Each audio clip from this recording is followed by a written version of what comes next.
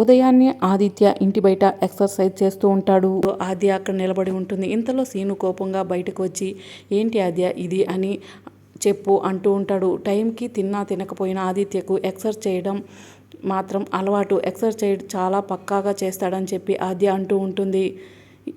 ఇటువంటిది చిన్నప్పటి నుండి నేను చేస్తూనే ఉన్నాను, ఇందులో ఏముంది అని చెప్పు అని సీను అంటూ ఉంటాడు. ఒకసారి వెయిట్ లిఫ్టింగ్ చేసి చూపించు సీను అని చెప్పి ఆదిత్య అంటూ ఉంటాడు.